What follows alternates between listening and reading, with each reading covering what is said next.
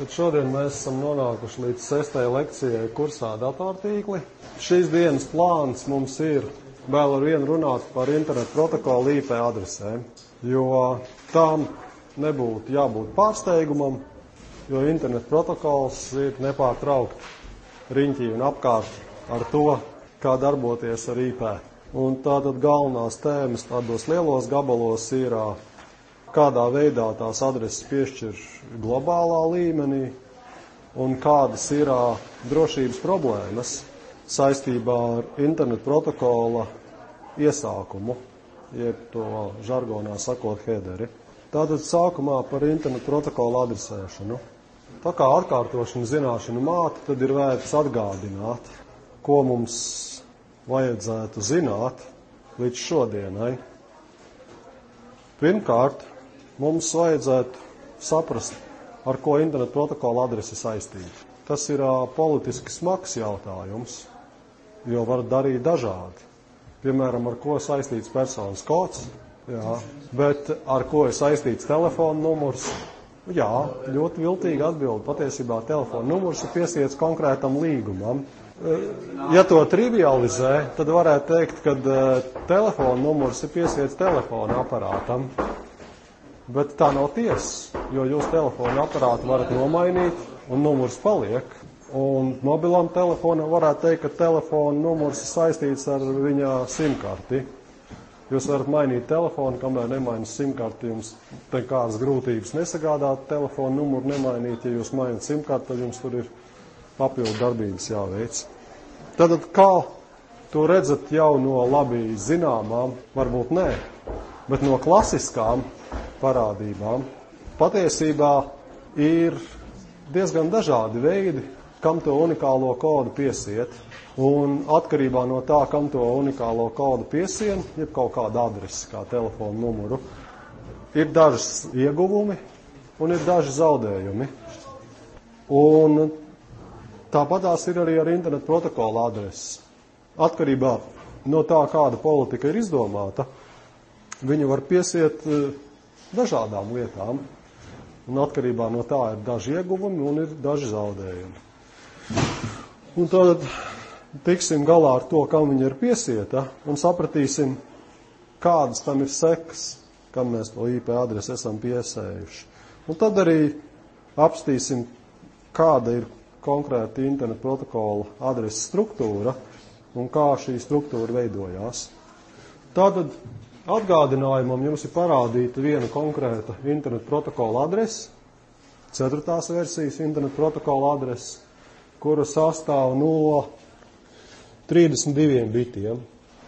232. pakāpē tātad ir apmēram 4 miljardi unikāla kombinācija.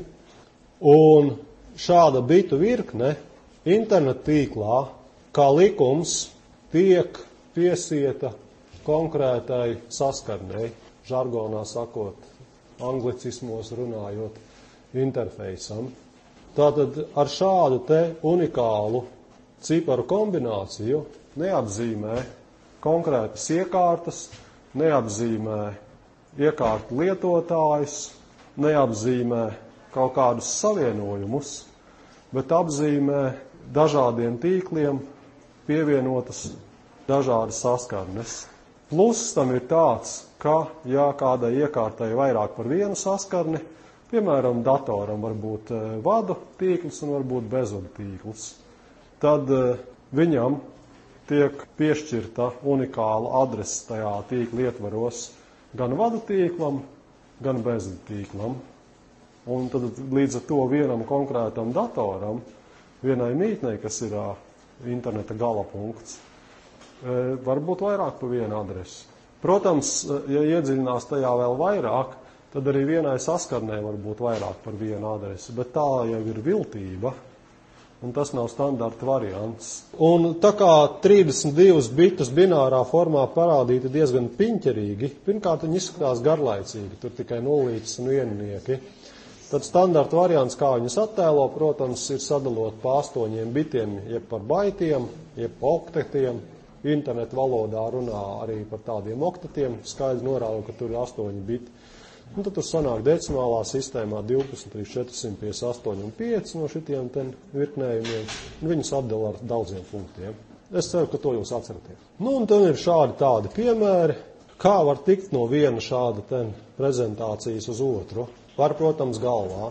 Tas ir ļoti vienkārši. Šitais bits nozīmē vai nu 0 vai nu 1, šitais nozīmē vai nu 0 vai nu 2, šitais nozīmē vai nu 0 vai nu 4, šitais nozīmē vai nu 0 vai nu 8, šitais vai nu 0 vai nu 16, šitais vai nu 0 vai nu 32, šitais vai nu 0 vai 64, šitais vai nu 0 vai 128. Var izrēķināt principā. Bet normālos gadījumos var izmantot gatavus kalkulators. Man liekas, arī Windowsā, ja jūs izvēlaties scientific izskatu, jums varat mierīgi pārvērst no binārās formas uz decimālo. Tā ir, ja? Ubuntu Linuxā ir veseli 2 varianti. Ir zinātniskais izskats un ir programmētāja izskats. Jo programmētājiem no visas lielās zinātnes lielākoties ir vajadzīgs tikai pārveidot no vienas skaidļa formas uz citu skaidļa formu. Pārējais tur viss ir vienkārši. Un kad ir vajadzīgs zināt šādas formas ir vajadzīgs zināt tad, kad jums ir jāsaprot no šīs te garās adreses, no kādām daļām viņi sastāv. Jo daļas dala nevis kaut kur pa vidam vai pa starpām decimālajiem cipariem, bet daļas tiek dalītas kaut kur pa vidu starp šiem bitiem. Un ja tā daļa ir kaut kur tur, kur decimālais cipars dalās uz pusēm, vai pa ceturdaļu vai kā, tad tas printeris paliek diezgan liels. Un tātad interneta adreses izmanto tad pirmkārt, lai tīkla iekārtas zinātu, uz kurieni interneta paketes sūtīt. Paketes iesākumā ir pateikts avots un pateikts mērķis, un tīkla iekārtas, protams, cenšas arvien tuvāk tam mērķim tās paketes nogādāt. Un otrkārt, šīs adreses tiek izmantotas kā unikāli identifikātori. Protams, kopš mūsdienās interneta tīkls ir palicis sarežģītāks, šie unikāli identifikātori nav visā internetā, bet, attiecīgā tīkla gabalā. Un tīkla iekārtas interneta tīklā lielākoties ir 3 veidi. Ir maršrutētāji, ir slēdži un ir koncentrātori. Vai jūs zināt, ar ko viņi atšķirās? Slēdži un koncentrātori strādā tikai ar zemāku to osi standarta slāņiem. Viņi apstrādā paketes, ķidājot tikai, ja tas ir Ethernet tīkls, tikai to Ethernet paketes datus. Viņi neinteresējās par internetu daļu.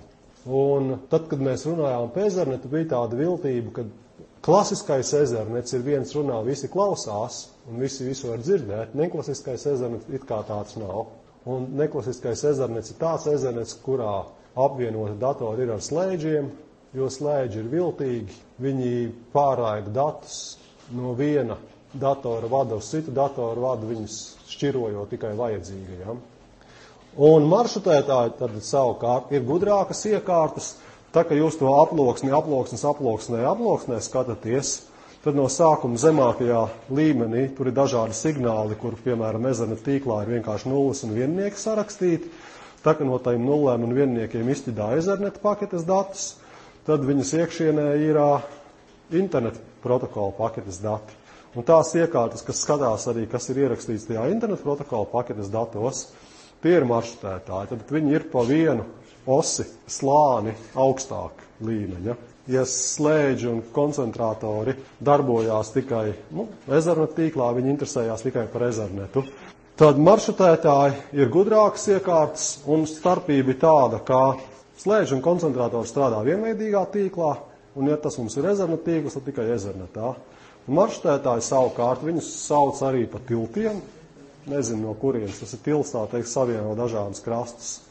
Viņi prot, piemēram, Ethernet tīklu savienot ar optisko tīklu vai optisko tīklu ar Ethernet. Vai tas ir viens un tas pats? Droši vien. Un tātad maršrutētāji parādās tajās vietās, kur ir dažādi tīkli.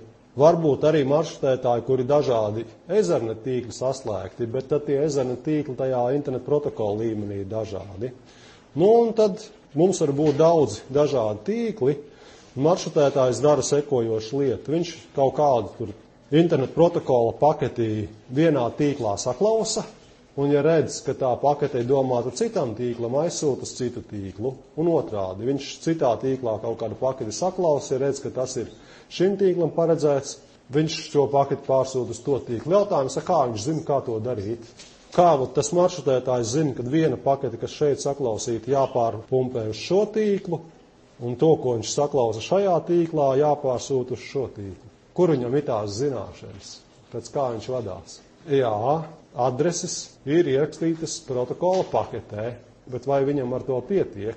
Nu, viņam ir pakete. Iet no avota 1, 2, 3, 4, 5, un mērķis ir tur 200, 200, 201. Kas viņam vēl vajadzīgs? Viņam vajadzīgas maršrutēšanas tabulas kaut kādas, algoritmi, zināt, ja šī te mērķa paketes adrese ir 200, 200, 201, tad viņa jāpārsūt uz to tīklu.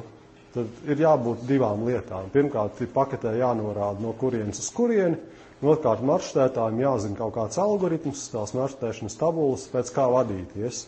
Un vienkārši maršrutēšanas piemērs, ir tāds, veiku ten minēts. Tad ten ir maršrutēšanas tabula, kurā ir, vairāki likumi, vairākas rindiņas. Un tā, ka maršrutētājiem ir vairākas tīkla saskarnes, viņš kaut kur saklausa paketi, kurai mērķis ir 1, 2, 3, 4, viņš zina, ka šī paketi jāpāraida uz citu saskarni numuru 2. Ja viņš redz, ka ir mērķis 1, 2, 3, 5, tad tā jāpārsūta uz citu saskarni. Tad vienkāršais princips, kādā veidā tiek veikta maršrutēšana, ir skatīties tikai uz mērķa adresēm. Avota adreses tiek ignorētas. Un arī jebkuru stulbu Windows datoru var izmantot par maršrutētāju, bet Windows datoriem vismaz tik ilgi, kamēr es viņus nopietni pētīju, pa Windows 7 es neko nezinu. Arī vienīgais maršrutēšanas iespējas ir skatīties uz mērķa adresi. Ja jums vajag kaut kādus tur viltīgākus likumus, tad ar tīru Windows jums nepietiek. Noteikti varētu būt, kad ir kārtējo reizi bez maksas vai pa maksu nopērkams kaut kāds trešās firmas produkts, kas tur super visu labi veic, bet pats Windows to neveic. Tagad sekojošs jautājums. Tad ar 32 bitu adresi pavisam ir iespējami 4 miljardi unikālas adreses. Un mums ir kaut kāds mājas maršrutētājs vai darba maršrutētājs. Tad ir vienkāršs jautājums. Kā jums šķiet, cik daudz maršrutēšanas likumus vajag jūs tajā maršrutētājā, šajā tabulā iekļaut, lai jums jebkura patvaļīga, bet reāla internet protokola adrese tiktu pareizi apstrādāta? Robežās sākot no 0 un beidzot ar 4 miljardiem. Ar 0 noteikti nepietiks, kaut kādiem likumiem jābūt piekrīt, vai vajag 4 miljardus. Tik daudz ir unikāla adrešu internetā. Pilnīgi visas vēl nav izmantotas, bet ir izmantotas 4/5. Tā kā tie 2,32 bišķiņi virs 4 miljardi, tad tās adreses, kas šobrīd pieejamas un izmantojamas, ir bišķiņi zem 4 miljardiem. Vai ir vajadzīgi 4 miljardi likumi? Tad ir kaut kāda agregācija iespējama, vai ne? Vajadzētu būt. Bet kā šī agregācija strādā? Un ir vēl lielāka problēma. 6. internetu protokola versijā 128 biti. Tad cik daudz unikālas adreses? 1038. pakāpē. Tātad galvenā problēma, kas parādas jau arī ar internetu protokolu 4. versiju, ir mērogošana. Tas būtu absolūti idiotiski, ja katram maršrutētājam vajadzētu 4 miljardus maršrutēšanas likumu. Jo tad tur nav nekādas sistēmas un nekādas kārtības. Pilnīgi skaidrs, ka to var kaut kā ierobežot, bet jautājums ir kā. Princips varētu būt tāds, kad jāmeklē kaut kādās no visiem tiem 4 miljardiem adrešu kaut kādas līdzīgās īpašības un kaut kādas adrešu grupas jāapstrādā vienotā veidā. Un ar to tad arī tos trikus veids. Un tas ir spēkā ne tikai tīklošanā, tas ir spēkā arī citur. Tad, ja vēlaties lielāku elastību, ieviesiet papildus starpslāņus, tāpat kā jau viss internet protokols ir veidots dažādiem slāņiem, un viņus tur var ielikt tik, cik vajag. Un otra lieta, ja vēlaties iegūt mērogojumību, tā sistēma patvaļīgi paplašināma, tad jums vajag ieviest viņā kaut kādu kārtību, kaut kādu hierarhiju. Un arī internet protokola adreses tādā hierarhiskā veidā tiek veidotas. Salīdzinājums ir no citas lietas. Piemēram, jūs sūtat klasisku tur papīra pastu, tad arī tur iedzīvotāji viņiem ir ar kārtu 250 miljoni, ar ieņemot uzņēmumus un visādas, 300 miljonu adreses. Un nav tā, ka jebkurš pasnieks strādājot ASV pastā zina 300 miljonu adrešu. Katrs pasnieks zina tikai tik daudz adreses, cik viņam jāapkalpo viņa ielā, un viņš zina tuvāko pasta nodaļu. Un tā hierarhija veidot ļoti vienkārši, ka jebkurai patvaļīgai adresei, kurā norāda tur pasta indeksu, norāda ielu, māju, vai nu dzīvokli, vai kaut ko precīzāku un konkrētu vārdu uzvārdu, princips ļoti vienkāršs. Vai tas atrodas tajā pašā ielā, tā vēstule, ko tas pasniegs zina?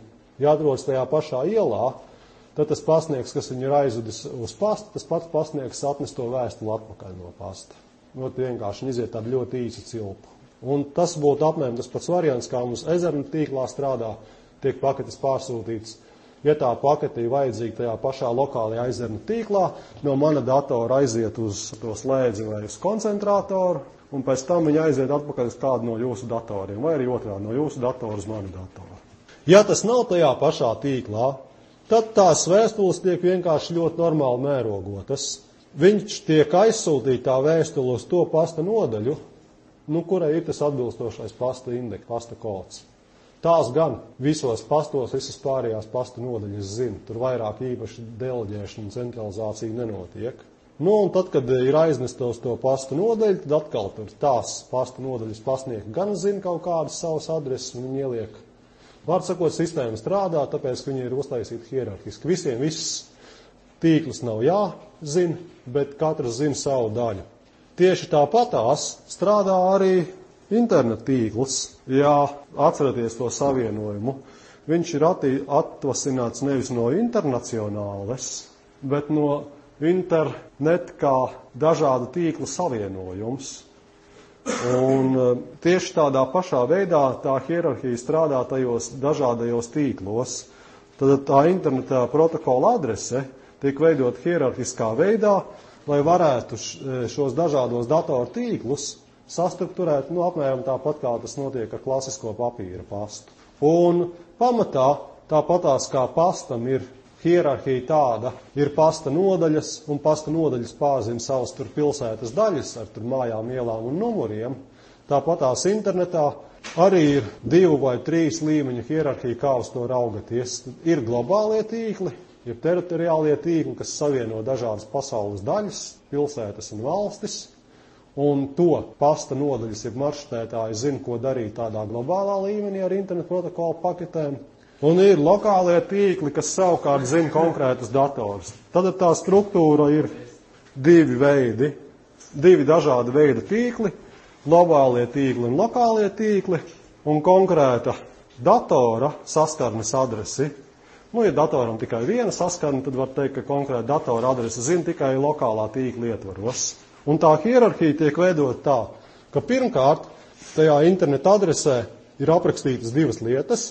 Vienā šajā 32 bitu virknītē ir noteikta gan konkrēta mītne, ja precīzāk konkrēta saskarnes adrese, gan arī viņas tīkla adrese.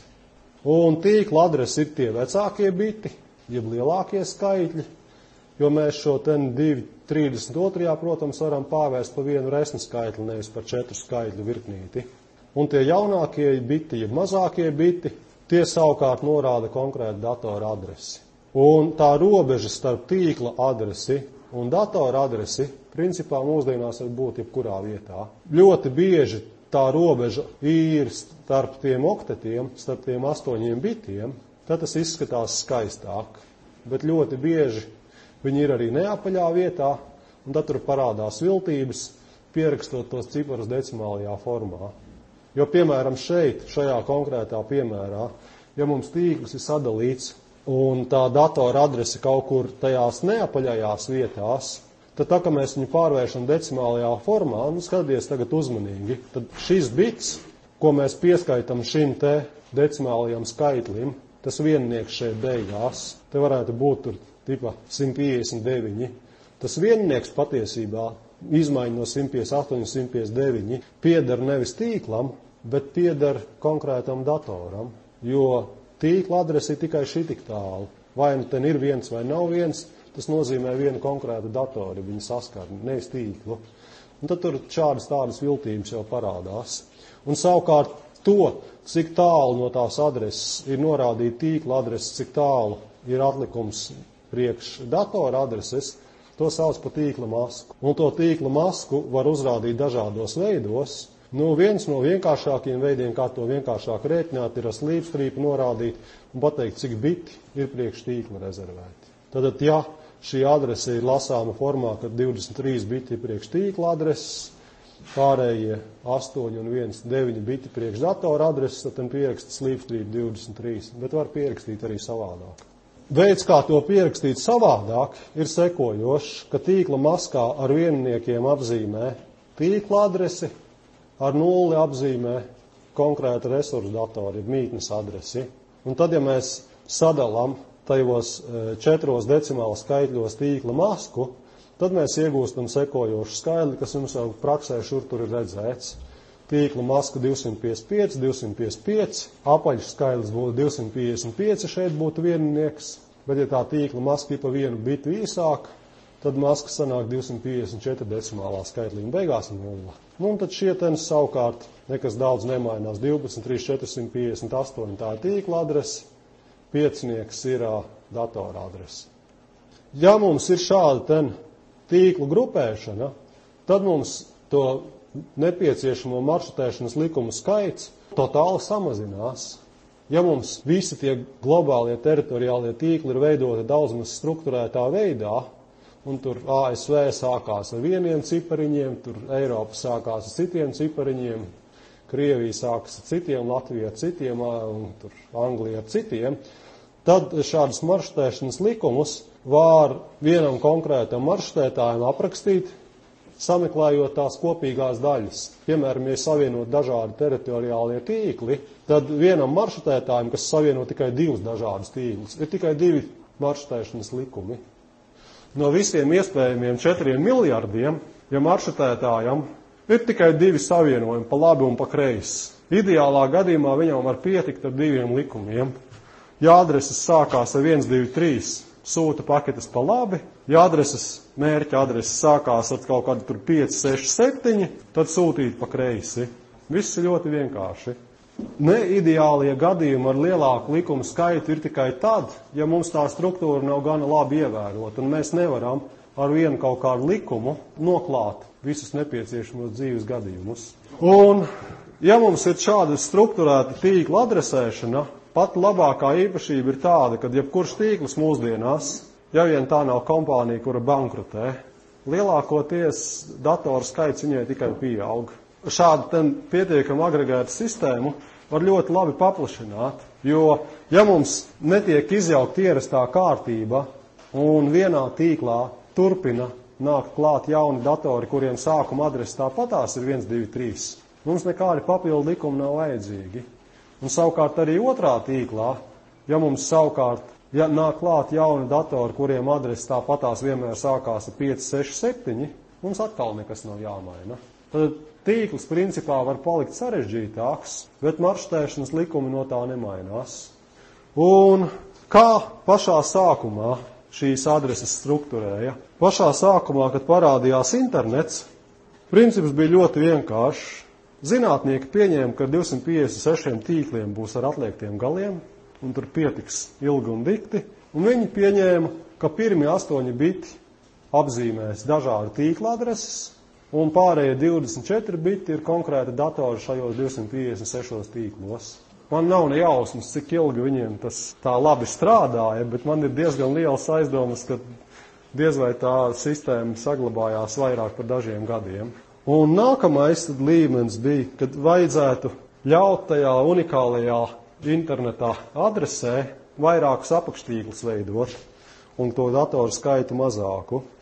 Un tad parādījās nākamais standarts, tika izstrādāts, kas saucās klased internet addressing, kaut kas tāds, jeb adrešu klases. Un tad princips bija tāds, ko pirmie biti jāņem vērā. Ja adrese sākās, pirmais bits bija 0, tad iespējamās vērtības, šitien rakstot kaut kādus citus viennieciņus un nulles, ir sākot 0 un beidzot 127.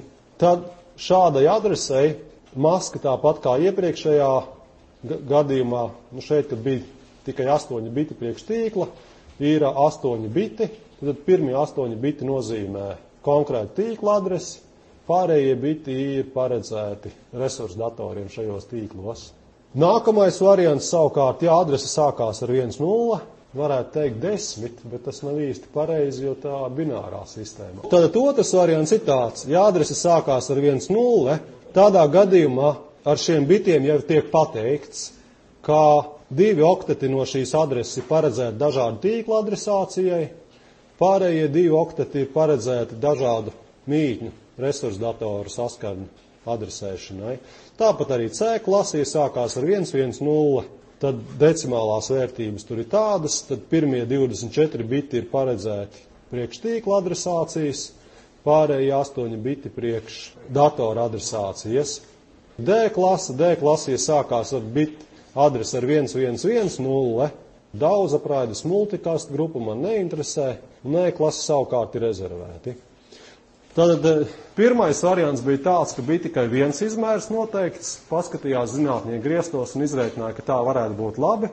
Otrais variants bija jau ar 1, 2, 3 dažādiem gradācijas slāņiem A, B un C.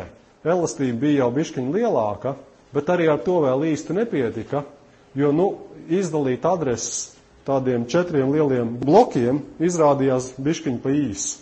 Un tā biznesa prasība bija ar laiku tāda, ka vai vajag elastīgāku šo risinājumu, vai ļoti daudziem maršrutētājiem patiesībā jāstrādā ar tiem C līmeņa tīkliem, tad ir milzīgi daudz tādu tīkli, kuros ir veseli 3 okteti, ja 24 biti jāņem vērā. Un mūsdienās izmanto tādu adresēšanu, kas saīsinājumā ir CIDR adrese. CIDR adrese sastāv no 2 daļām. Pirmkārt, viņa sastāv no internet protokola adreses, un otrkārt viņa sastāv no tīkla maskas. Tie 2 skaitļi. No tīkla maska, protams, arī var pierakstīt kā bināru skaitļi. Atšifrējums tam CIDR ir classless interdomain routing, tas nav jāatcerās, bet CIDR gan ir jāatcerās. Tātad ar šādu CIDR adresi, ja mums ir veseli 2 skaitļi, nevis tikai 1 skaitlis, tad, protams, tas pirmais skaidrs, kas norāda interneta adresi, var būt pilnīgi patvaļīgs, jo mums vairs nav jāiešuj adresē maskas garums, tāpēc, ka mēs maskas garumu nosakam ar citu skaitli, jo šajā klašu adrešu piešķiršanā maskas garums tika noteikts ierakstot viņu pašā interneta adresē. Sākās ar 0, tad tur 8 biti, sākās ar 1,0, tad tur 16 biti, sākās ar 1,1,0, 24 biti un tā tālāk. Bet, ja mums ir tā klašu sistēma, tad mums ir 2 skaidri, ir adrese un maska. Un tad tā CIDR adresēšana, ja bez klašu adresēšana, piemērs veiku šeit. Te ir kaut kāda bitu virkni, kas norāda internetu protokola adresi, un te ir kaut kāda bitu virkni, kas norāda masku, un maska savukārt norāda, kur ir šķēlums. Visi viennieki norāda, ka tā daļa interneta adresē norāda konkrētu tīklu, atlikusī daļa, kur ir nulles, norāda kaut kādu resursu datoru. Un maršrutētāji, kas sūta šurpu turpu paketes, kā likums no internetu protokola adreses, interesējās tikai par to daļu, kur ir norādīts konkrēts tīkls. Jo, lai sameklētu pēc tam konkrētu to mītni kaut kādā apakštīklā, tas ir jau citu iekārtu uzdevums. Un tāpēc, ja raksta tīkla adresi, tad, protams, tur kaut kādas muļķības var ierakstīt, bet bieži vien neraksta, un tur paliek visas nulles. Un tāpēc tīklu adreses parasti ir diezgan apaļi skaitļi, atkarībā no tā, cik viņiem īsa vai gara maska, tad šeit pēdējie cipari parasti ir kaut kādas nulītes. Un to CIDR adresi, tā kā viņai maskas garums ir patvaļīgs, tos 2 skaļļus lielākoties pieraksta sekojošā veidā. Ar pirmo skaitli, ar tiem 4 oktetiem norāda to tīkla adresi, kaut kad tur 12,4,0,0, un aiz slīpstrības parāda tos zīmīgos ciparus, kuri cipari ir tīkla adrese. Un tad tajā CIDR adrešu sistēmā tā hierarhija ir veidot jau tīri labā veidā. Tad tā pirmā līmeņa interneta adrešu izdalītāji izdala kaut kādas adreses, pirmos nosakot dažādiem apgabaliem pirmos 8 bitus. Un tad tur ir milzīgi daudz apakštīkli, iespējami 16 miljonus dažādas apakštīklus, un tad to 16 miljonus dažādus apakštīklus, tālāk jau ir dažāda organizācija iekšējā lieta, kā viņi tos tīklus sadala. Tā kokveida struktūra, ja kādai organizācijai ir vairāk pēc skaita apakštīkli, tad viņi to tālāko masku var norādīt nevis nākamos 8 bitus, kaut kādu 16 bitus, bet tikai 7 bitus. Un tad tie tīkli sadalās, citi aiziet vairāk dziļumā, citi aiziet vairāk plašumā. Tie tīkli, kas aiziet vairāk plašumā, tie nākamā tā maska ir garāka. Tie tīkli, kas aiziet dziļumā, tiem tā maska ir īsāka. Un ja mums ir daudz tīkli, bet viņi nav tik lieli, tad mēs varam ar tām atlikušajām tīklu adresēm savirknēt vienu otram rindā vairākus apakštīklus ar īsāku masku pieskaitot klāt. Ja mums tie tīkli vairāk, tad garāku masku. Nu, tā ir diezgan elastīgas veids, un tā mūsdienu internets strādā. Un vienam konkrētam tam internetā ieslēgtajam internetu piegādātājam, viņam lielākoties jāoperē tikai ar tik daudz maršrutēšanas tabulām, cik daudz ir tabulas tajā konkrētajā apakštīklā. Piemēram, ja kaut kādam tīklu piegādātājam piegādā tur tīkla adresi 201.10.00 un jau pirmie 21 bits no iespējamiem 32 bitiem ir aizņemti, tad viņš tālāk saviem tālākajiem klientiem var izdalīt tur dažādus tīklus, citam tīklam norādot tikai vienu bitu papildu tīkla adresācijai ar masku 22, citam klientam, kurā ir vairāk tīkli vajadzīgi ar masku 24, un tā tālāk. Un atkal tad konkrēti tajā maršrutētājs, kas stāv to tīklu pieslēguma punktā, viņam ir jāzina praktiski tikai tā sava ranga tīkli un augstākā ranga tīkls. Un viņi maršrutē tā, ja tas ir manā rangā, tā kā tas bija pasniegam manā ielā, tad es pats to iznēsāju. Ja tas nav manā ielā, es aizsūtu uz augstāku līmeņu pasta nodaļu. Un tā savukārt darbojas pilnīgi līdzīgi. Neliela problēma ar agregēšanu parādās tad, kad ir tādi viltīgi klienti, kuriem ir 2 internetu pieslēgumi. Piemēram, kāda pietiekama resna kompānija, kurai ir daudz darbinieku, viņiem vajag noturīgu un pamatīgu internetu, viņiem ir kaut kāds tīmekļa serveris ar adresi 201.10.60. Un viņi grib, lai šo adresi var atrast gan no viena internetu piegādātāja, gan no otra. Tad kā likums, no viena internetu piegādātāja viņi iekļaujās kā ne izņēmums šajā sistēmā, viņi ir vienkārši viens līdzīgs tīkls no citiem. Bet no cita internetu piegādātāja viņš ir izņēmuma gadījums. Un, lai varētu kaut kādi citi klienti pieslēgties caur šo tīklu un atrast to viņa tīmekļa serveri, visi izņēmumi ir attiecīgi jāuzskaita. Risinājumi ir 2.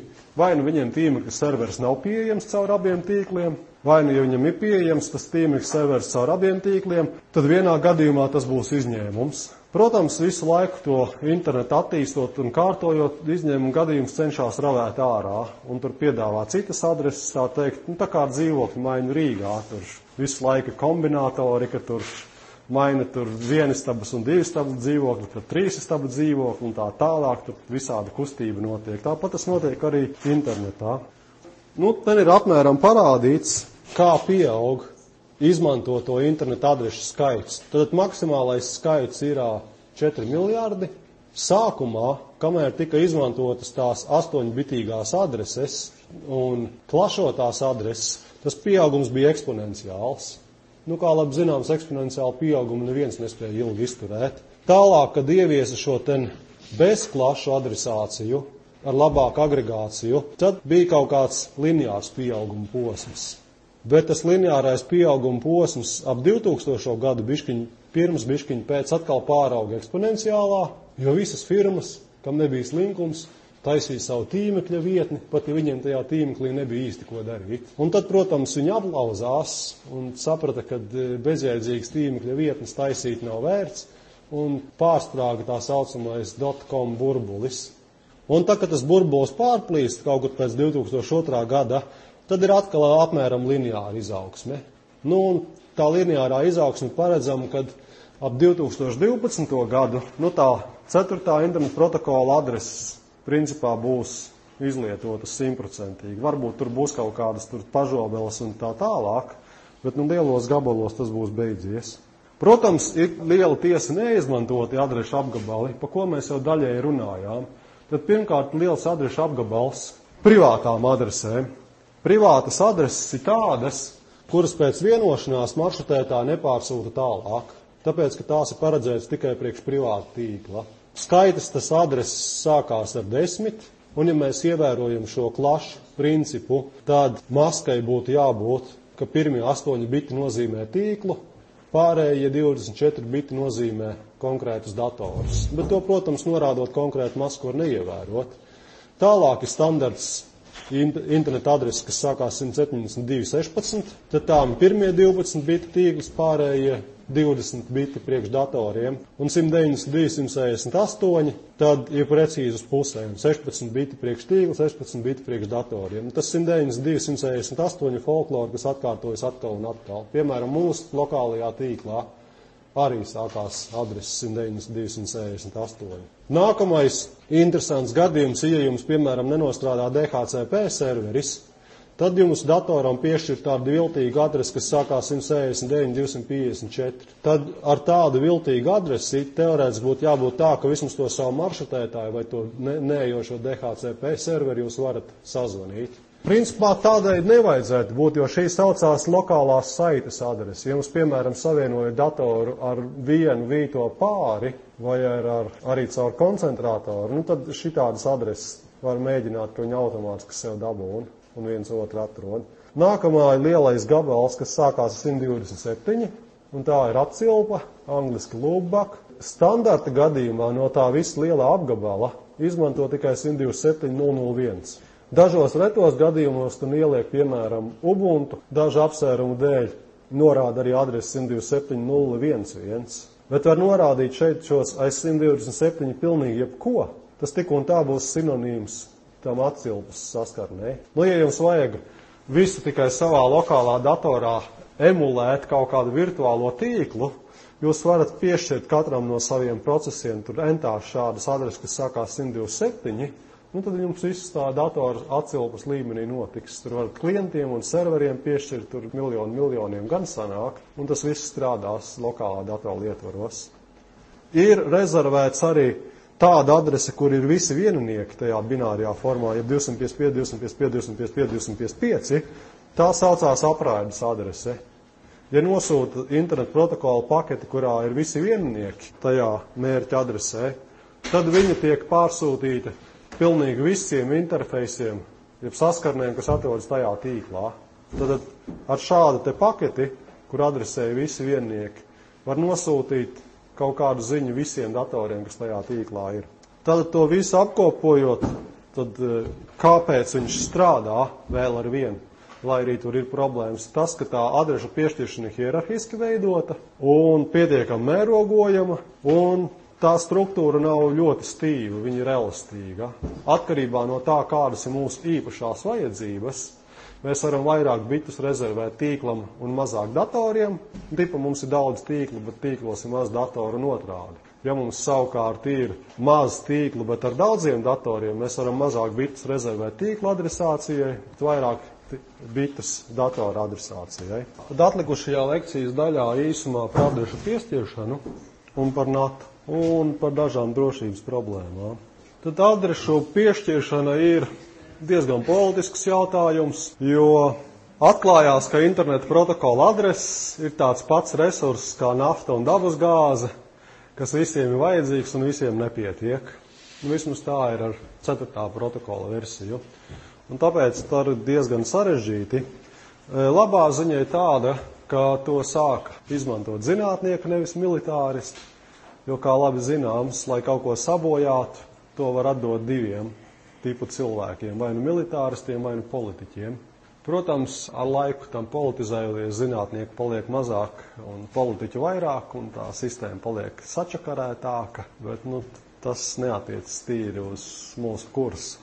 Un tad galvenais atbildīgais atrodas ASV, un tā ir korporācija, es nezinu, vai tā ir peļņas vai bezpeļņas, kas izdala šīs interneta adreses. Tad pavisam kopā ir pieejami 4 miljārdi adrešu, un viņi, tas ICANN, piešķir adreses nosakot pirmos 8 bitus. Tad viņš izdod tālākiem reģionāliem interneta reģistriem adrešu apgabalus, kuros ir pieejami 16 miljoni adreses. Un vienam no šiem te reģionālajiem izdalītājiem pirms kaut kādām vairākām nedēļām šā gada sākumā ar milzīgu pompu tika taisīts, ka kaut kur tur Malaizijā, Taivānā, Filipīnu salās pēdējās adreses tika izdalītas interneta piegādātājiem, ISP, Internet Service Provider, tad viņiem tās adreses ir beigušās. Un tālāk tie internetu piegādātāji tad savā līmenī tās adreses dala tālāk saviem klientiem, konkrētiem lietotājiem un visiem citiem. Un ir arī publiski pieejami adrešu reģistri, kuros var apskatīt, kam pieder konkrēta internetu protokola adrese. Visvienkāršāk to izdarīt Google, ierakstīt IP adreses un paskatīties kaut kādu vietni, kur to darīt, bet atslēgvārds Eiropas adresēm ir RIPE. Kā viņš atšifrējās, man nav ne jausmas, sen neesmu lietojis. Viens no šeit ir arī minēts 3w.arin.net, whois, vai arī rakstīt whois, tādu vārdu, un te jūs arī uzzināsiet. Un var arī izmantot komandrīnas dažādus rīkus. Tāda veca komanda ir whois vienā vārdā, ir arī tāda komanda dig un viskaut kas cits. Galvenā nelaime tā, ka nav absolūti aktuāla tā informācija. Tur organizācijas viena otru pārpērk un apvienojās, organizācijas dzimst un mirst un viss tā tālāk, un nevienmēr tajos reģistros tā vieta ir atjaunota. Ja, piemēram, skatās Labtelekoma, DSL vai optikas pieslēgums, tad lielākoties to ir daudz maz pareizi informācija, ka tā adrese pieder Labtelekomam, un Labtelekoms to ir garantējis, rezervējis priekš saviem klientiem. Nu, un tad, kā jau teicu, tās 32 bit adreses iet uz beigām, tāpat kā nafta un dabasgāzes, bet atšķirībā no naftas un dabasgāzes labā īpašība ir tāda, ka internetu protokola adrese ir izdomāta. Un naftu un dabasgāzi mēs nevaram izdomāt, bet adreses mēs varam izdomāt. Un jau sen ir izdomātas sestās versijas protokola adreses, un tur viņi ir daudz vairāk. Es varbūt bišķiņi samelojos, sakot, ka ar tiem 128 bitiem var noadresēt visus atomus Saules sistēmā, bet var noadresēt visus atomus uz zemeslodes. Ar tiem 1038 ar to pietiek. Tā kā kamēr mēs negribam unikāli noadresēt visus nanorobotus, tikā mums problēmas ar to nedraud. Bet īstermiņa risinājums, kas šo kataklizmu ir attālinājis uz dažiem gadiem, kāpēc mēs vēl vien iztiekam ar 4. protokola adresēm, ir tīkla adrešu translācija, jeb saīsinājums NAT. Un to NAT pilnīgi noteikti ir jāatcerās. Tas arī viens no saīsinājumiem, kas datortīkla ekspertiem jāzina. Un NAT strādā tādā veidā, ka visiem internetu pieslēgtiem datoriem nav savas unikālas internetu protokola adreses. Klasiskā gadījumā ir tā, ka visi datori, kas pieslēgti internetam, viņiem ir sava unikāla internetu protokola adrese, un tad viņi var sazināties tur tiešā veidā. Dators ar adresi 1234 saka, ka grib sūtīt tur internetu protokola paketi datoram ar adresi 5678, viņš to paketi aizsūta, viņš dabūna atbildi un viss notiek. Ieviešot tīkla adrešu translāciju, jeb NAT, unikāla adrese interneta līmenī ir tikai kaut kādam maršrutētājam, kas veic šo adresu translāciju. Tātad internetā visas adreses ir publiskas, bet tie datori, kas atrodas aiz tās NAT iekārtas, viņiem ir unikālas adreses tikai lokālā tīkla ietveros.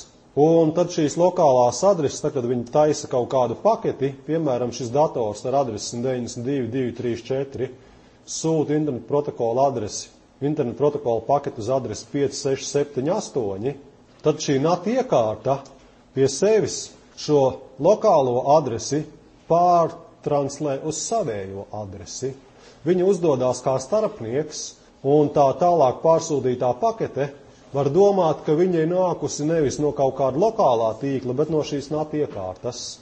Un tad tā NAT iekārta šo sākotnējo paketi pārtaisa, mērķa adrese paliek tā pati 5678, bet sūtītājs ir NAT iekārta ar adresi 1234. Tad tā paketa aiziet līdz tam mērķim, mērķis aizsūta atpakaļ atbildi, un tā adrešu translācijas iekārta redz, ka viņa ir saņēmusi atbildi, kas patiesībā bija domāta kādam no šiem datoriem. Viņa atkal nomaina savējo adresi uz šo lokālā tīklā un aizsūta tai iekārtai. Un mēs par to jau runājām. Kā tā NAT iekārta zina, kuram datoram pēc tam saņem to paketi dabūt atpakaļ, jo visas tās paketes ir adresētas it kā viņai. Un viņai ir jātaisa savu iekšējā grāmatvedība, kādā veidā viņi to dara. Un tad standarta variants, lai viņai nebūtu jāiedzinās nekur tālāk, jebkurai tai paketei ir arī tas internet protokola porta numurs. Un tie porta numuri, ko klients var izdomāt, paskatoties griestos ar RND gadījumu skaļu ģeneratoru, ir 2, kurā tur pakāpē, nezinu, bet 65,000. Un tad tā NAT iekārta skatās, ja tad porta numuru nesakrīt, tad viņi ar savu iekšējo grāmatvedību zina, ka ar tādu porta numuru bija šai iekārtai, ar citu porta numuru šai. Gadījumā, ja tās iekārtas ir tik neveiksmīgas, ka viņas ir izdomājuši tādu pašu porta numuru, ir dažas lietojuma programmas, kas vienmēr izvēlās klienta porta numuru vienu un to pašu. Tad tā adrešu translācijas iekārta var notranslēt konkrētu porta numuru uz kādu citu savu izdomātu un nomaina ne tikai šī iekšējā tīkla adresi, bet arī porta numuru. Nu, tā jau ir tāda augstāka pilotāža. Galvenais tas, ka tā NAT iekārta veic savu grāmatvedību. Kamēr tā grāmatvedība nav sajukusi, tikām viņa strādā. Lūk, tad apkopojot par IP adresēm, tad 32 bitu skaidrs nosaka konkrētu saskarni, kas ir pievienot tīklam, un viņa sevi iekļauj 2 daļas. Viņa sevi iekļauj tīkla adresi un iekļauj viena konkrēta saskarnes adresi šajā tīklā. Un tad maršrutētāji var redzēt, ja tas internet protokola pakete paredzēta citam tīklam, tad aizsūta uz citu tīklu. Ja internet protokola pakete paredzēta šajā pašā tīklā citam datoram, citai saskarnei, tad pārsūta uz šo citu saskarni. Tad no tiem 4 miljardiem tur ir daudz rezervēti apgabali, un tā adrešu piešķiršanas secība ir apmēram tāda, kad sāk ar to starptautisko adrešu reģistru, tad tos izdala reģionālajiem adrešu reģistriem, internetu piegādātājiem, lietotāju tīklam un jūs paši savai mītnei. Un tagad tad nobeigumā mēs bišķiņ paskatīsimies pār tā internetu protokola hedera, latviski runājot, iesākumu drošību. Tātad ideālā pasaulē mums notiek tā, ka sūtītājs norāda savu adresi kā avota adresi un saņēmēja adresi, tādu adresi, uz kādu viņš savu paketi vēlās sūtīt. Bet ne ideālā pasaulē ir tā, ka kā vienu tā otru viņš var neievērot, un tad ar to sākās visādi brīnumi. Tātad, ja runā par drošību vispārīgi internetā, tur ir vēl daudz citas lietas, kā datu plūsmas noklausīšanās, payload, jeb tā datu vērtumu noklausīšanās, pakalpojumu atteicis uzbrukums, kad piespiež kādu serveri apgāsties ar visādām lietām. Bet tad šajā atlikušajā lekcijā mēs apstīsimies uz tādiem brīnumiem, kas notiek, pamainot tikai internetu protokola iesākumu. Tātad atceramies, kāda ir internetu paketes struktūra. Tad ir daudz un dažādi dati. Svarīgākie no tiem ir avota IP adrese, mērķa IP adrese, 32 biti, kaut kādas opcijas, vērtīgie dati. Tad ir norādīts kopējais garums tai paketei, protokols un ir fragmenti. Un ar šiem laukiem viņus bišķiņi pamainot, var visādus brīnumus iegūt. Tad pirmais, kas var notikt, ir tas, ka sūtītājs nenonāda pats savu adresi. Kas par brīnumiem tādā gadījumā notiek? Nu, piemēram, es aizsūtu ping paketi, bet es esmu viņu samukļījis tā, ka sūtītājs nevis mana adresi, bet cita adresi. Kas saņem atbildi? Es aizsūtu ping echo request paketi, un mana adrese pavisam cita adrese, kas dabūna to echo responsi atpakaļ cits dators. Un šādas lietas pārbaudīt var būt diezgan sarežģīti. Tātad viens no izplatītajiem variantiem ir pakalpojumu atteicis uzbrukums, jeb denial of service attack. Un to denial of service saīsina lielais D, lielais S, mazais O, jo off ir privāts, viņš nav pelnījis lielo burtu. Un tādā veidā šo DOS var atšķirt no DOS operētāju sistēmas.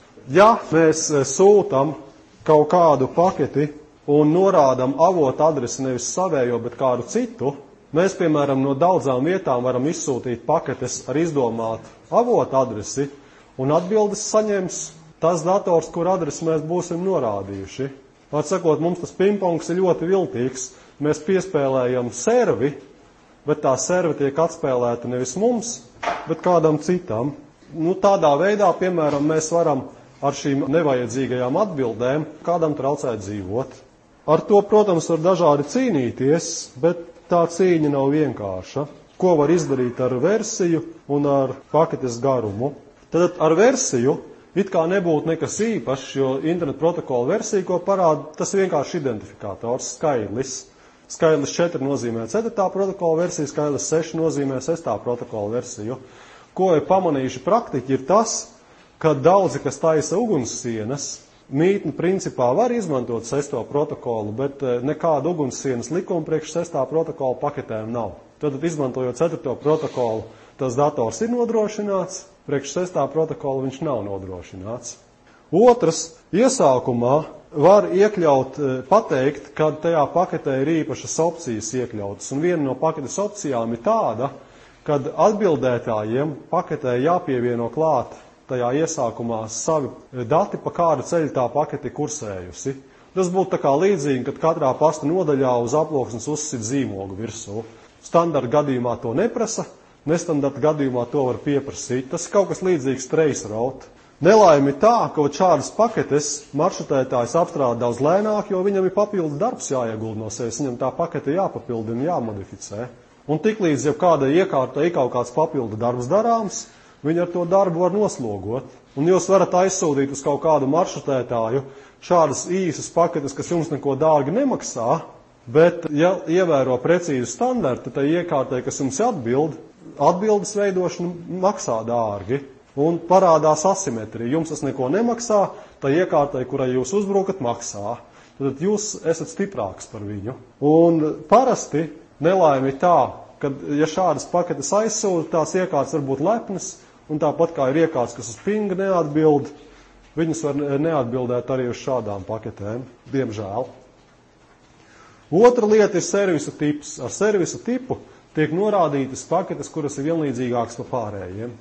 Ļoti jauks un skaists veids, kā nodrošināt, piemēram, kupa telefoniju vai skatīties filmu paralēli vienranga tīklā kaut ko pumpējot. Bet, kā jau es teicu, tā ir rindu sistēma, un rindu sistēma strādā labi tikai tad, ja nesāk veidoties rindas tajās privileģētajās rindās. Tad, ja jums ir sastrēgumi uz ielas, un jūs esat viens no retajiem, kas tiem sastrēgumiem tiek garām, tad tā rinda sistēma strādā. Ja sāk rinda veidoties arī starp tiem privileģētiem, tad nestrādā. Tā ir pirmā problēma. Otrā problēma ir tāda, ka jūs varat apzināti kaut kādas internetu protokola paketes veidot salauztas un norādīt viņām šo kvalitātes servisu līmeni augstāku nekā standarta paketēm. Tad atkal, ja tas jūsu upuris godīgi ievēro interneta standartus, viņam jūsu salauztās paketes jāapstrādā ar augstāku prioritāti nekā tās godīgās paketes. Un tas ir absolūts idiotisms, kad jūs kaut kādam datoram liekat darīt lielāku darbu ar muļķībām nekā ar normāliem darbiem. Vēl otra lieta ir tāda, ka ir bijuši mēģinājumi internetā pēc šīm prioritārajām paketēm pieprasīt papildu naudu. Ļoti normāli, maksā vairāk, dabūs labāku servisu. Nelaime tā, ka, ja ir šāds tīkls un kāds sliktais norāda nevis savu mērķa adresi, bet pavisam citu mērķa adresi, un uzliek šai paketei, kad viņa ir ar augstāku prioritāti, kāds nevainīgs upuris, kuram ir jūsu norādīta adrese spiest sapiķot vairāk. Jūs pilnīgi mierīgi varat, veidojot salauztas internetu protokola paketes, kādam izdot lielāku naudu. Līdz ar to tas viss beidzies ar to, ka praktiski neko tādu neizmanto. Prioritāras paketes, ja neskaita lokālo tīklu un dažas izņēmumus, kā prioritāras apstrādātas netiek, jo neviens nevar garantēt, ka tā prioritāte ir piešķirta ar labiem nolūkiem. Un tāpēc 6. protokola versijā tas terms of service ir pārsaukts par differential service, savādāks servis, bet par to detalizēt vēlāk. Nākamā viltīgā lieta ir paketes garums. Mēs par to jau runājām, ka ja paketi nevar izbīdīt kādam tīklam cauri veselā veidā, viņu var sadalīt fragmentos. Un šo fragmentēšanu var ieviest tajā brīdī, kur parādās tā truba, kurā tik gara pakete neielien. Un daudzi maršrutētāji to arī dara. Bet nelaime ir tā, ka jūs varat apzināti veidot paketes atsevišķos fragmentos, lai tam, kas tās paketes pārsūta, grūtāk izkontrolēt, kas notiek. Piemēram, jums ir godīga pakete, kas pieprasa tur izveidot savienojumus kaut kādu serveri, tad ar viss godīgā veidā viņas iesākumā jau ir pateikts. Ja jūs to paketi apzināti sadalāt mazākos gabalos, katrs no mazākais gabaliņš tajā paketē vairs neizskatīsies tādā standarta veidā, izveidot savienojumu ar šo serveri. Līdz ar to, ja tās paketes katrs maršrutētājs pa ceļam nesalipina kopā, viņi patiesībā nezina, kas notiek. Un, piemēram, ja jums ir kaut kādi tur paketes daļas ar kaut kādiem sliktiem baitiem, tos sliktos baitus var vienkārši neieraudzīt, jo viņi neparādās vienā gabalā. Principā to lietu var atrisināt, ja katra iekārta, kas ir starpā, šos fragmentus salipina kopā. Bet ko darīt, ja tie fragmenti ceļo pa dažādiem ceļiem? Tad kaut kur starpā jūs visus fragmentus tāpat nenoķersiet, un jūs tāpat nesapratīsiet, kas notiek. Un ir tādi īpaši pakešu fragmentēšanas uzbrukumi, kurā jūs varat salauzt serveri, aizsūtot viņiem dīvainus internetu protokolu paketes, kas ir salauzti fragmenti. Piemēram, jūs varat aizsūtīt kaut kādus datus, tur usernames un 2 fragmentus. Vienā gadījumā usernames ir labs lietotājs, citā gadījumā slikts lietotājs. Atkarībā no tā, kas notiek, tad tur ir izbrīns, jo tās paketes ir dažādas, kuras ņemt vērā. Iespējams, ka kādreiz paņems to labo paketi, varbūt kādreiz paņems slikto. Jūs varat vienkārši noklausīties tīklu un tur, kur redzēt fragmentus, injicēt, tā teikt, piešpricēt savus sliktos fragmentus tajā visā. Un tā iekārtas servers, kam tās paketes ir jāsaņem, viņš, protams, ir apjucis. Protams, tur bija tas labais trafiks, kas bija oriģinālais, bet viņam nav nekādu precīzu datu, kā varētu atfiltrēt tos sliktās injekcijas, ko jūs esat piespricējuši. Viena ļoti sens veids, kā apgāst serverus, kā uzminēja cilvēki, kad Microsofts ir kopējis BSD sistēmas pirmkodu, bija pakešu fragmentēšana, kā serveri noved izmisumā, pārsniedzot maksimāli pieļaujamo paketes izmēru. Maksimāli pieļaujamais paketes izmērs ir 65 kilobaiti, bet jūs varat aizsūtīt fragmentus, kur katrs fragments ir mazāks par 65 kilobaitiem, bet tā, kad tos fragmentus salipina kopā, kopējais izmērs pārsniedz. Un tad serveri tajā laikā pirms gadiem 15, 20 nebija paredzēti, ka tā slikti kaut ko darīs, vienkārši uzkārās. Un interesanti bija tas, ka uzkārās ne tikai Unix veidīgās sistēmas, bet uzkārās arī visas Windows veidīgās sistēmas. Mūsdienās šādas problēmas nepastāv, visi zina, ka fragmentētām paketēm var visādas ļaunumus izdarīt. Man liekas, arī Windowsā tas tā nav, bet tas tāda klasiska kļūda, kā var ķert uz muļķi. Otra lieta ir tāda, ka jūs varat serveri padarīt lēnāku, apzināti fragmentējot paketes, bet neaizsūtot visas vajadzīgās paketes. Piemēram, jūs pasakat serverim, ka jūs viņam sūtat kaut kādas 6 pakešu fragmenti, bet aizsūtat tikai 5. Un ko tas nabaga serveris dara? Viņš tur saujā kaut kur savā atmiņā 5 pakešu fragmentus un gaida 6. Bet 6. kā nav, tā nav, kā nav, tā nav. Un pa to laiku jūs jau atkal citas viņam 5 paketes aizsūtījuši, viņš atkal gaida 6. Un tādā veidā jūs varat ļoti vienkārši pārpildīt serveru operatīvu atmiņu, pārpildīt viņa virtuālo atmiņu, jo viņam ir pilna māja ar nesalīmētām paketēm, ar kurām viņš nezina, ko darīt. Protams, ar to var cīnīties, pēc kaut kādas noildzes visas nesalīmētās paketes vienkārši izmest. Bet tā noilze parasti nav bezgalīgi īsa, jo, ja tā būs bezgalīgi īsa, tad nenotiks nekāda līmēšana. Un ja jūs savas nepabeigtās pakešu fragmentus sūtat pietiekami ātri, tad jūs šo paredzēto buferi vienmēr varat pārpildīt. Un tas arī ir standarta veids, kā var neko ļaunu, neparedzošu serveri nogāzt no kājām, vienkārši liekot viņam darīt šādu darbu, kuru viņš nevar līdz galam izdarīt. Tālāk ir arī interesanta lieta, kā var šmaukties ar šo paketes dzīves laiku. Tas ir viens no lietām, kā var pamanīt, ka varbūt ka paketes ir sliktas, jo ja paketes nāk pa dažādiem ceļiem, tad viņiem, protams, tas dzīves laika dilums ir dažāds. Pie katra hop to laiku nodeldē pa 1. Piemēram, ja Linux izvēlēt, ka standarta dzīves laiks ir 64 vienības, ja jūs saņemat it kā valīdu paketi, kurai nevis 24 dzīves vienības atlikušas, bet tikai 12, tad jūs varat turēt kaut ko aizdomās. Un jaudīgas ugunssienas tā arī dara. Viņas skatās, kādas ir standarta pakešu dzīves laiki. Ja viņi ir pieraduši, ka no tā tīkla nāk paketes dzīves laiku, tur 24 vienības atlikušas un pienāk ar lielāku vai mazāku, tad viņi ties paketes vienkārši met zemē. jo uzskata, ka tas ir kaut kas neriktīgs. Protams, tā arī ir problēma. Ja kaut kur tīklā notiek kādas pārmaiņas, īslaicīgas vai ilglaicīgas, tad tajā brīdī kaut kas tur var apstāties. Un vēl, protams, pēc tā pakaša dzīves laika var izsecināt, kāds ir bijis dzīves laika sākums un var izsecināt sūtītāju operētāju sistēmu. Jo dažādas sistēmas to noklusēto dzīves laiku izvēlās dažādi. Tur tipā viens izvēlās Windows 128 vienības, Linux tikai 64 vienības. Pārējie lauki tur īpaši nav bīstami. Galvenie lauki tātad ir paketes sūtītāja adrese, kuru šmaucoties jūs varat tēlot pavisam citu sūtītāju un likt tam sūtītājam vai nu naudu piestādīt, vai arī viņu nobombardēt ar pilnīgi nevajadzīgām atbildēm, vai arī jūs varat paketes salauzt fragmentos un pēc tam vai nu viņus neļaut salīmēt vai kaut ko citu. Tā kā mēs runājām par 6. internetu protokolu, tad viena no protokola izmaiņām bija, ka paketes fragmentos drīkst dalīt tikai tīkla galos un nedrīkst dalīt pa vidam. Tāpēc šī stāstījuma mums būtu jābūt skaidrs, kas tie bija pa apsvērumiem, kas neļāva paketes sadalīt pa ceļam. Ļauj izvairīties no tīkla drošības pārvaldības, ļauj uzkārt datoru, ļauj viņam brīnīties.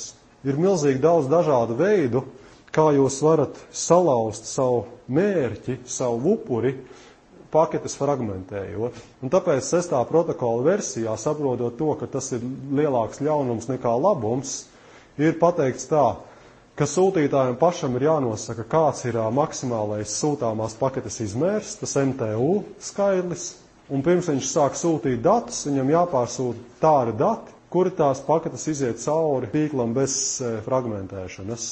Tad, ja lielākais fragments ir 65 KB, tas sūta 65 KB, ja lielākais fragments ir 500 baiti, tas sūta paketes tikai pa 500 baitiem.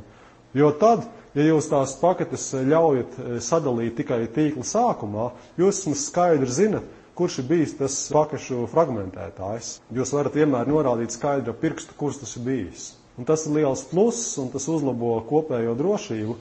Un tāpēc 6. protokola versijā paketes pa ceļam salauzt vairs netiek ļauts atšķirībā no 4. protokola versijas. Tad viens labums, kā uzlabot šo tīklu drošību, ir iegūts, neļaujot paketes fragmentēt pa ceļam.